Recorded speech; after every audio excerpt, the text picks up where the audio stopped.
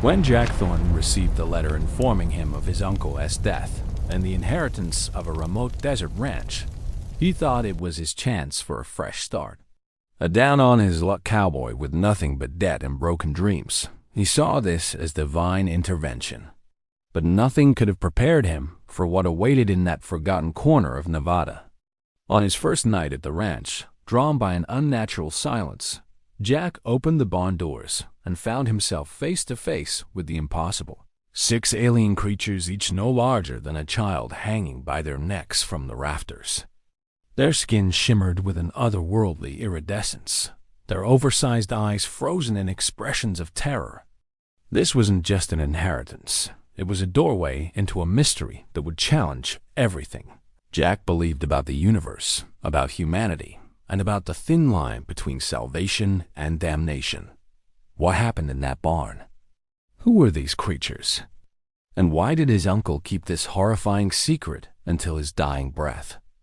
Jack Thornton had spent the last 3 years drifting from ranch to ranch across Wyoming and Montana, taking whatever work he could find. At 38, his body already bore the scars of a hard life, a limp from a bull riding accident, calloused hands that had known more rope burns than he could count, and a face weathered by sun and disappointment. When the lawyer's letter arrived at the last ranch where he'd been staying, he almost threw it away, assuming it was another creditor hunting him down. But curiosity got the better of him, and what he read changed everything. His uncle Samuel Thornton, a man Jack had met only twice in his childhood, had died at the age of 73 in his remote ranch outside of Rachel, Nevada. The letter was formal, almost cold, explaining that Samuel had left his entire estate to Jack, his only surviving relative. The property consisted of 300 acres of desert land, a main house, several outbuildings, and a barn. The lawyer's tone suggested it wasn't much of an inheritance, but to Jack, it represented something he'd lost years ago: hope. The drive to Nevada took 2 days. Jack watched the landscape transform from the green mountains of Wyoming to the endless, unforgiving expanse of the Nevada desert. The GPS signal died 30 miles before he reached the property, and he had to rely on old paper directions the lawyer had included. The roads became progressively worse, from paved highway to gravel to barely distinguishable dirt tracks that seemed to lead nowhere. When he finally arrived, the sun was setting, painting the desert in shades of burnt orange and deep purple. The ranch house was a weathered structure of wood and stone, clearly decades old, but still standing defiant against the elements. The barn sat about 100 yards away, a massive structure that seemed disproportionately large for such a modest property. Several smaller buildings, a workshop, a storage shed, and what looked like an old bunkhouse completed the compound. Everything was surrounded by sand, sagebrush, and silence so profound it felt almost hostile. Jack spent the first few hours exploring the house. It was sparse but clean, as if someone had been maintaining it despite Samuel's death 3 weeks earlier. He found old photographs on the mantel images of his uncle as a younger man, always alone, always with that barn in the background. There were books about astronomy, physics, government conspiracies, and unexplained phenomena. The more Jack explored, the more he realized his uncle had been obsessed with something, though he couldn't quite determine what. As darkness fell completely, Jack sat on the porch with a beer he'd found in the surprisingly well-stocked refrigerator. The stars were incredible out here, millions of them scattered across the black canvas of night like diamonds on velvet. He understood why his uncle had chosen this isolation. But there was something else, to a feeling of being watched, of something lurking just beyond the edge of perception. Around midnight, unable to sleep in the unfamiliar bed, Jack decided to explore the barn. He'd noticed earlier that it had multiple padlocks on the doors, which seemed excessive for a simple storage building. He'd found a ring of keys in his uncle's desk, and now curiosity pulled him across the dark yard, his flashlight cutting a thin beam through the absolute darkness. The locks opened easily, as if they'd been used recently. The barn doors were heavy, and they creaked loudly as Jack pulled them open. The smell hit him first, not the expected odor of hay and animals, but something chemical, antiseptic, like a hospital or laboratory. His flashlight beam swept across the interior, revealing not the empty space he'd expected, but a scene that would haunt him for the rest of his life.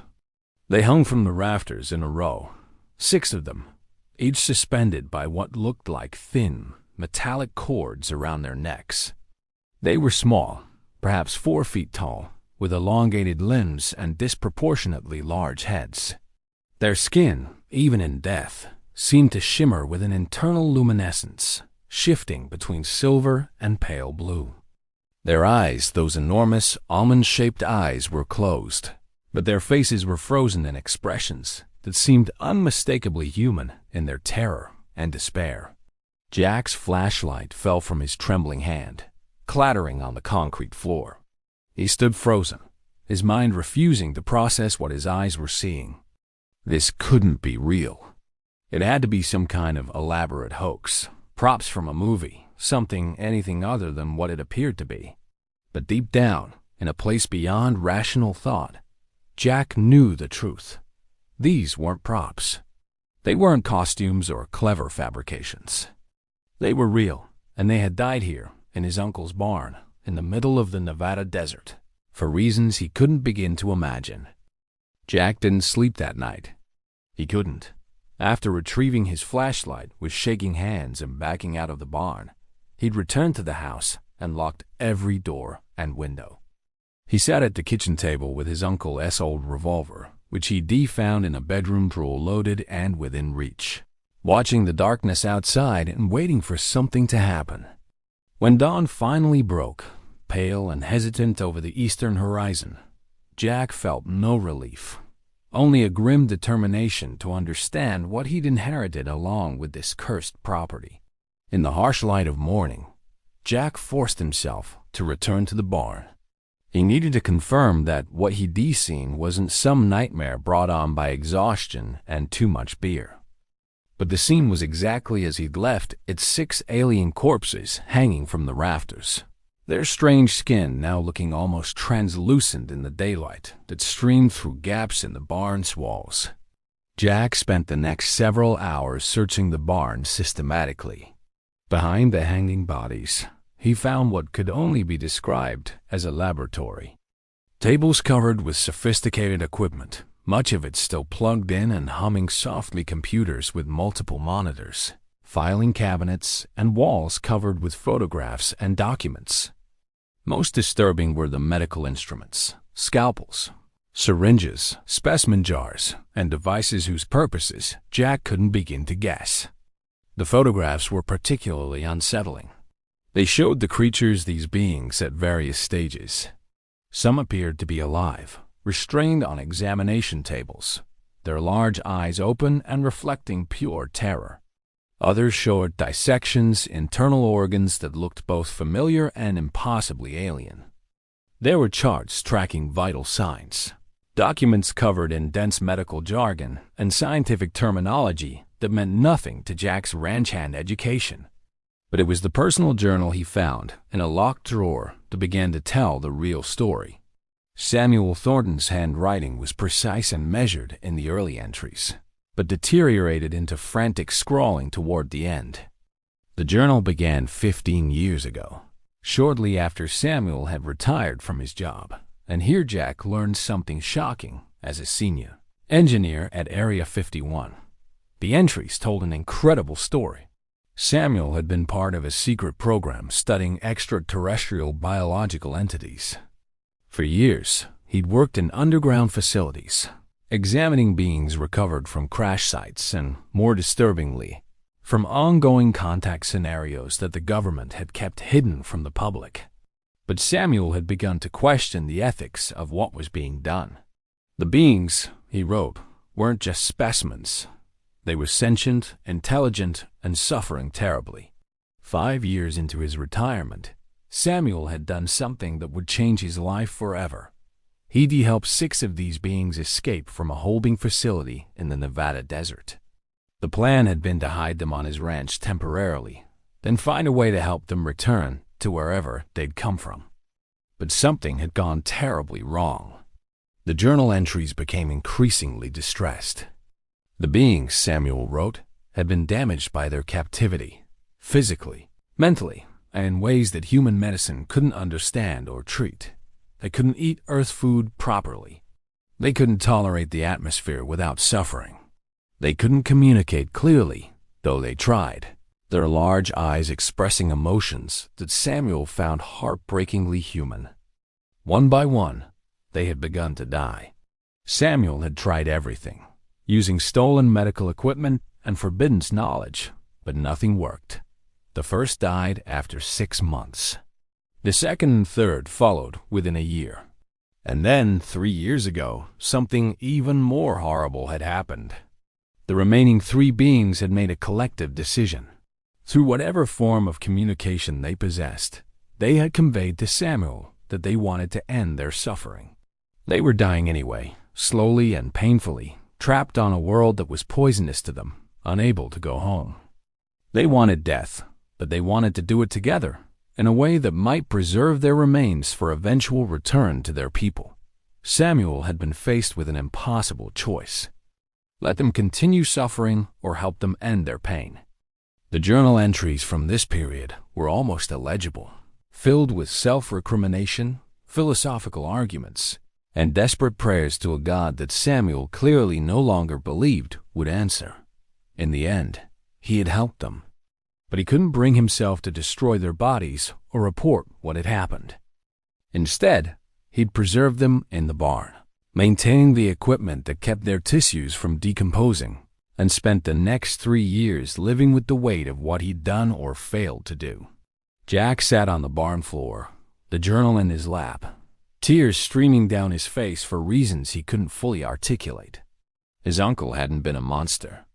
He'd been a man trying to do the right thing in a situation where there was no right answer, and it had destroyed him from the inside out.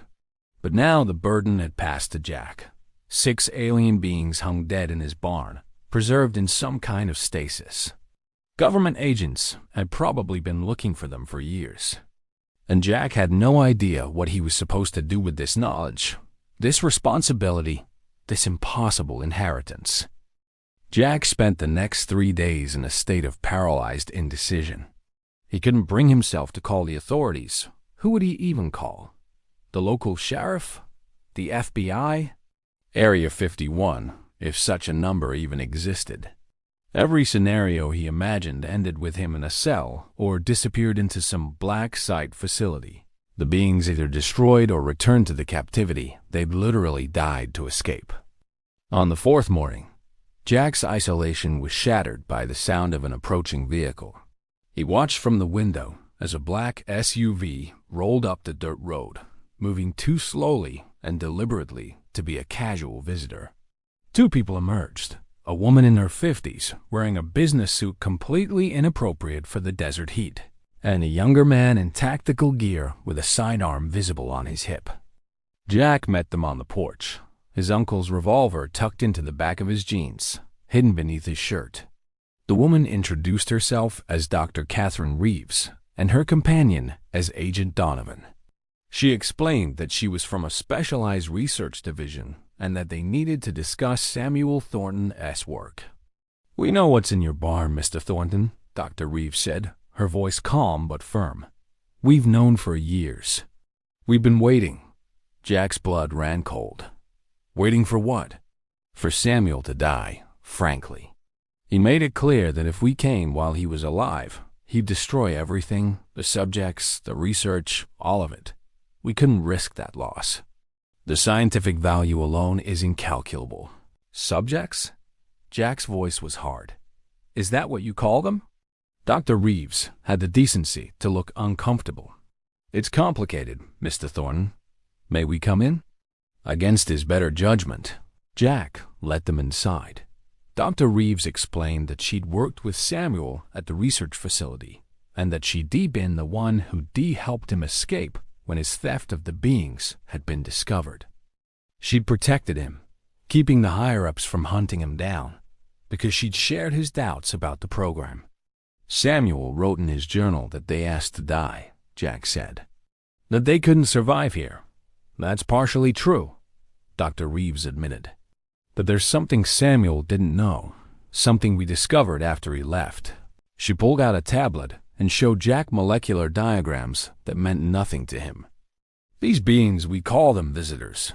They don't die the way we do. Their consciousness, their essence, it doesn't dissipate. It can be preserved, stored, even potentially restored, if we can figure out the right conditions. Jack stared at her. You're saying they might not be dead? I'm saying it's more complicated than death, as we understand it. The bodies hanging in that barn aren't just corpses. They're more like ... chrysolizes, suspended states. We've been monitoring the energy signatures from this location for 3 years. Those beings are still generating quantum neural patterns. In a very real sense, they're still here. Agent Donovan spoke for the first time. We need to bring them in, Mr. Thornton. We have facilities now that are nothing like what they escaped from. We've learned. We can try to help them. Maybe even find a way to revive them properly, or send them home if that's possible. And if I say no? Jack asked. Dr. Reeves met his eyes. Then, you'll all be interfering with a matter of national security and potentially preventing us from helping 6 sentient beings who might still be saved. Is that what you want? Jack felt the weight of the decision crushing him. He thought about his uncle, alone in this desert for years, tormented by what he'd done. He thought about the beings in the barn, their eyes frozen in expressions of fear and sadness. He thought about trust, about government facilities and secret programs, about the kind of people who would cage sentient creatures for study. I need proof, Jack finally said. Proof that you can actually help them. Proof that you won't just throw them in another cell. Dr. Reeves nodded slowly. I can show you the facility. I can introduce you to the team. But you need to understand, Mr. Thornton, this is happening whether you cooperate or not. I'm offering you a chance to be part of it, to make sure your uncle's sacrifice meant something. That night, after Dr. Reeves and Agent Donovan had left with promises to return in 2 days, Jack returned to the barn. He stood in front of the 6 hanging figures, really looking at them for the first time. In the soft glow of the preservation equipment, they looked almost peaceful. He thought he could see what his uncle had seen, not aliens or specimens or subjects, but people. Suffering people who'd made an impossible choice. I don't know what the right thing is, Jack said aloud, his voice echoing in the barn. I don't know if I can trust them, but I can't leave you here like this. You deserve better than being someone's secret shame. As if in response, the lights flickered, and for just a moment, Jack could have sworn he saw something shimmer in the air, a sense of presence. A feeling of gratitude that transcended language or species. Then it was gone, and he was alone again in the barn with the dead or dying or suspended, and a decision that would change his life forever. Jack spent the next 2 days reading every word of his Uncle S. journal and every document in the barn. He learned that the visitors, as Dr. Reeves called them, came from a place Samuel had tried to understand through their limited communication. A world where consciousness and matter interacted differently than on Earth. They'd come to our planet not as invaders, but as researchers themselves, studying humanity from a distance until their craft had malfunctioned and been forced down in the Nevada desert in 1989. The government had recovered not just the craft, but its crew of 12. Over the years, 6 had died in captivity despite efforts to keep them alive. The remaining 6 had been the ones Samuel helped escape. But the more Jack read, the more he understood that escape had never really been possible. Earth's atmosphere was slowly poisonous to them. Earth food couldn't nourish them. Earth's gravity pulled at their bodies in ways that caused constant pain. Samuel had documented their decline with heartbreaking precision. He'd written about how they'd tried to teach him their language. A complex system of tones and mental impressions that he could never quite grasp. He described their culture, as much as he could understand it, a civilization that had eliminated warfare millennia ago, That shared consciousness in ways humans couldn't imagine, that saw the universe as fundamentally interconnected and alive. The decision to end their lives had been communicated through drawings. Samuel had kept them simple stick figures hanging from a line, with symbols beneath that he interpreted as together and waiting and return home. They believed that if their bodies were preserved in the right way, their people might someday find them and reunite their consciousness with their collective.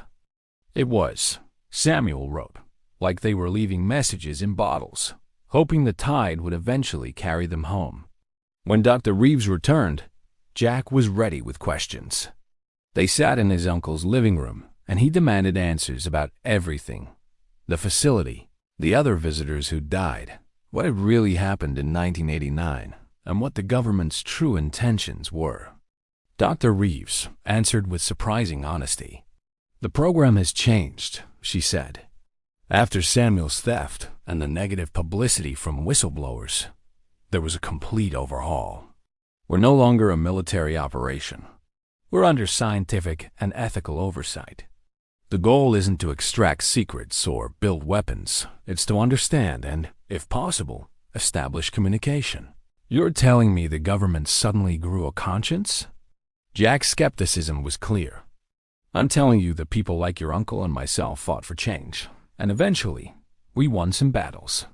Not all of them, but enough. The new facility in Colorado is transparent, at least to congressional oversight. We have ethicists, xenopsychologists, human rights lawyers adapted to this unique situation. It's not perfect, but it's better." Jack pulled out one of Samuel's drawings, the stick figures hanging, the symbols for together and waiting. They wanted to be found by their own people. "How do you know your facility isn't just another cage?" "We don't," Dr. Reeves admitted. "But we have something your uncle didn't. We've detected signals. Transmissions from the same source region where we believe these visitors originated. Their people might be looking for them. If we can decode those signals, establish communication, we might be able to facilitate exactly what they wanted, a way home." This was new information, not in any of Samuel's writings. Jack felt a surge of hope mixed with suspicion. "If that's true, why do you need to move them? Why not leave them here?" "Because the preservation equipment in that barn is failing," Agent Donovan interjected, speaking up for the first time that day. "Your uncle was maintaining it, but he's been gone 3 weeks. We're detecting degradation in the quantum neural patterns. In another month, maybe 2, those patterns will collapse completely. Whatever part of them is still alive will be gone forever." Jack felt as if he'd been punched in the gut. "You're saying they're dying right now?" "We're saying the window is closing," Dr. Reeves confirmed. "I know you don't trust us. I know you have every reason not to. But I promise you, on Samuel's memory, that if you let us help, I'll fight to make sure they're treated with the dignity they deserve. And if we can contact their people, we'll do everything possible to send them home." Jack walked out onto the porch, staring at the barn in the distance. The weight of the decision was overwhelming. Trust the government agency that had imprisoned these beings in the first place, or let them fade away in this barn. Samuel's guilt made manifest in 6 suspended bodies. He thought about the feeling he'd had in the barn, that sense of presence and gratitude. He thought about his uncle, consumed by guilt and loneliness, unable to let go and unable to fix what was broken. He thought about what those beings had drawn together, waiting, return home. "If I agree," Jack said slowly, turning back to Dr. Reeves, "I'm coming with them. I don't care what I have to sign or what clearances I need. If they go to your facility, I'm there to watch over them. For my uncle. For them." Dr. Reeves exchanged a look with Agent Donovan, then nodded. "Agreed. But you need to understand what you're signing up for. Once you enter that world, there's no going back to normal life. You'll see things, learn things that will change how you understand reality itself." "My normal life is already gone," Jack said, thinking of the dead-end jobs and the drift from place to place. "It ended the moment I opened that barn door. The transport operation happened at night, coordinated with precision that spoke to years of practice at moving things the government didn't want seen. 3 unmarked vehicles arrived with specialized equipment, temperature-controlled containment units that looked like high-tech coffins, each one monitored by sophisticated sensors that tracked the quantum neural patterns Dr. Reeves had mentioned. Jack stood in the barn watching as the team worked, each member moving with practiced efficiency, and he was surprised to note genuine respect for what they were handling. They didn't treat the bodies like cargo or specimens. They worked carefully, almost reverently, and he heard one technician whispering something that sounded like an apology as she helped lower one of the beings from the rafters. "They've all seen the footage," Dr. Reeves explained quietly, standing beside Jack. "Footage of them alive before the crash. They were playing, that's the only word for it. They were in their craft, and they were making music somehow. This incredible harmonic sound that one of our audio specialists said shouldn't be possible with their vocal structure. They were people, Mr. Thornton. Everyone on my team knows that. The transfer took 4 hours. Each being was placed in its containment unit with extensive documentation of their position, their physical state, even the expression on their faces." Jack noticed that someone had included personal items from the barn, a drawing one of them had made, a piece of crystal they'd seemed to cherish, small things that Samuel had noted in his journal. As dawn broke, the convoy prepared to depart. Jack had packed a single bag with his essential belongings. The ranch would remain his property, held in trust, but he knew he wouldn't be back for a long time, if ever. He took one last look at the house where his uncle had lived in isolation and torment, and made a silent promise to do better, to see this through in a way Samuel hadn't been able to. The journey to Colorado took 2 days, traveling in stages with multiple security protocols. Jack rode in the lead vehicle with Dr. Reeves, who used the time to educate him about what he'd be seeing. She showed him files on her tablet, decades of documentation about contact events, recovered materials, the slow and frustrating process of trying to understand technology and biology that operated on principles that challenged human physics. "The hardest part," she explained, "is getting past our own limitations. We keep trying to understand them through human frameworks, our biology, our physics, our consciousness. But they read different at such a fundamental level that sometimes I think true communication might be impossible." "But you said you detected signals," Jack reminded her. "We did, and we've made progress on decoding some of it. Mathematical concepts seem to translate, but emotions, intentions, the things that would let us actually negotiate and understand what they want, that's still beyond us." She paused, then added quietly, "Sometimes I wonder if that's why they stopped trying to communicate with Samuel. Maybe they realized we just couldn't understand, no matter how hard we tried." The facility, when they finally arrived, was nothing like what Jack had imagined. Built into the side of a mountain in remote Colorado, it looked more like a university campus than a military base. The architecture was modern, with plenty of glass and natural light, a conscious decision. Dr. Reeves explained, to be as opposite as possible from the underground cells where the visitors had been initially held. Jack was processed through security, signing documents that confirmed he understood the classified nature of everything he would see and the penalties for disclosure. Then he was given clearance to observe as the beings were transferred to what Dr. Reeves called the preservation suite. The suite was unlike anything Jack had ever seen. The walls seemed to shimmer with a faint luminescence, and the air had a quality that reminded him of high mountains, clean and thin, and somehow charged with energy. The 6 containment units were arranged in a circle, each one connected to sophisticated equipment that monitored and maintained the quantum neural patterns that represented whatever remained of the visitor's consciousness. "This room is special," Dr. Reeves explained. "We've incorporated some of the technology recovered from their craft. We don't fully understand how it works, but it seems to create an environment that is more compatible with their biology, or whatever passes for biology with them. As the technicians worked to stabilize each unit, Jack noticed something strange. The beings, even in their suspended state, seemed different here. Their skin, which had looked dull and almost gray in the barn, was beginning to shimmer with that iridescent quality he'd seen in the photographs of them alive. The room's energy seemed to be affecting them, perhaps even healing them in some way. Then it happened. One of the monitoring stations began to emit a soft tone, and the technician monitoring it called out in excitement. "We're getting neural activity. Pattern coherence is increasing in Subject 3. Subject 3, Jack, hated the designation, was one of the smaller beings, perhaps the equivalent of a child in their species. As everyone watched the monitors in stunned silence, the patterns became more organized, more complex, showing signs of what Dr. Reeves said looked like emerging consciousness. "Is it waking up?" Jack asked, his heart pounding. "I don't know," Dr. Reeves admitted, staring at the readings with an expression of wonder and terror. This shouldn't be possible. The neural patterns were fragmenting. They should be getting weaker, not stronger. But the readings continued to improve.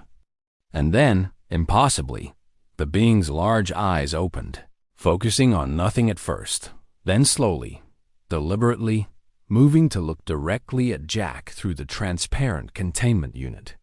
In that gaze, Jack saw recognition, intelligence, and something that made his breath catch hope. The being that had awakened couldn't survive outside the containment unit, not yet, and perhaps not ever on Earth. But it was conscious, aware, and after 3 years of suspended animation, it was trying to communicate. The team worked around the clock, attempting to establish some form of dialogue using the limited methods they developed over decades of study. It was Jack who first suggested trying to use his uncle's drawings. He brought Samuel's journal and the sketches the beings had made to explain their desire to end their suffering. When he held up the drawing of the hanging figures to the containment unit, the being's reaction was immediate and unmistakable. Its large eyes filled with something that looked like tears, though the substance was more like liquid silver than water, and it reached out to press its elongated hand against the transparent barrier. Over the next few weeks, a halting form of communication developed. The being would make simple drawings on a digital pad that had been adapted to work through the containment unit. Jack spent hours watching, interpreting, helping the linguistic specialists understand what was being expressed. Slowly, a story emerged that was both heartbreaking and inspiring. The 6 hadn't actually wanted to die, not in the way Samuel had understood. What they tried to communicate was more complex. They wanted to enter a state of preservation that would allow their consciousness to return home, even if their bodies couldn't. It was like a form of quantum transmission, a way of sending their essential selves back across the vast distances of space while leaving their physical forms behind as anchors or receivers. But the process required all 6 to enter the state together, at the same moment, in perfect synchronization. When Samuel had helped them, misunderstanding their intention but doing his best, the synchronization had been imperfect. Instead of transmitting home, they become trapped in a liminal state, neither fully alive nor truly dead, waiting for something that couldn't happen without help they couldn't ask for. The awakening of Subject 3, whose name they eventually understood, was something like a musical tone the humans couldn't quite reproduce, had happened because of the combination of the facility's unique environment and the reunion of all 6 beings. The energy field they created together was beginning to stabilize the quantum neural patterns, allowing consciousness to reform. Dr. Reeves explained it to Jack one evening as they watched the sunrise from the facility's observation deck. It's like they're entangled particles. Separated, they decay. Together, they form a stable system. Your uncle keeping them together all these years. Even in that barn, it might have been the only thing that preserved enough of their consciousness to make this possible. Over the following months, 2 more of the beings awakened. Each awakening brought new information, new insights into what had happened and what they needed. They'd been trying to send a signal home when their craft malfunctioned, and they believed hope that their people had received enough of that signal to know where to look for them. The government's detection of transmissions from space took on new significance. The beings helped decode portions of the signals, revealing that they were indeed from their home search patterns, mathematical proofs of identity, attempts to establish communication. A dialogue began, impossibly slow due to the vast distances involved, but real and growing clearer with each exchange. Jack found purpose in his role as liaison and advocate. He made sure the beings were treated with dignity, that their needs, strange and difficult as they were to meet, were prioritized over scientific curiosity. He thought often of his uncle, wishing Samuel could have seen this, could have known that his impossible choice and years of guilt had ultimately led to something good. 1 year after the transport to the facility, all 6 beings had awakened to various degrees. 3 were strong enough to communicate regularly. The other 3 remained fragile, their consciousness flickering in and out, but present and aware of what was happening around them. And then came the day that changed everything. The deep space monitoring stations detected a new signal, stronger and more focused than before. The beings in the facility became agitated, their quantum patterns showing unprecedented coherence and energy. Dr. Reeves pulled Jack aside with news that seemed impossible. Something was approaching Earth, something large, moving faster than any human technology could manage. "They're coming," she said simply. "Their people are coming to bring them home." The next 3 months were a whirlwind of diplomatic preparation, military tension, scientific wonder, and profound uncertainty.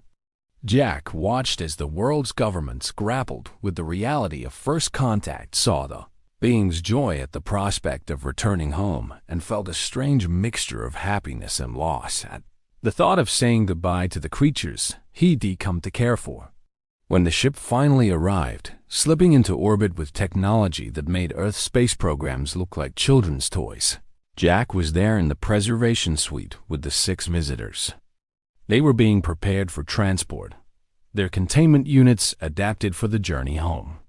The smallest one, the first to awaken, reached out to touch the barrier, knew where Jack stood. Through the developing communication system, it conveyed a thought that the translators rendered as gratitude, remembrance, and a concept that didn't quite translate, but felt something like soul friend. "Tell them about Samuel," Jack said to Dr. Reeves. "Make sure they understand that he tried, that he cared, that he gave everything he had to help them." "They know," Dr. Reeves assured him. "They've always known." As the beings were transported up to their ship, Jack stood on the observation deck, watching lights in the sky that represented something his uncle had spent years agonizing over, something that had seemed like a tragedy beyond redemption. But in the end, Samuel's desperate attempt to help sick, suffering creatures had preserved them just long enough for rescue to arrive. The ranch in Nevada remained Jack's, but he never moved back. Instead, he worked at the facility, helping to build bridges between humanity and the cosmos, carrying his uncle's legacy forward in ways Samuel had never imagined possible. And sometimes, on clear desert nights, he would look up at the stars and think about 6 beings who'd found their way home, and about the cowboy who'd inherited a mystery and discovered a purpose worth living for. The barn still stands, empty now, but somehow not forgotten, a monument to sacrifice, understanding, and the thin line between despair and hope that separates us all from the infinite.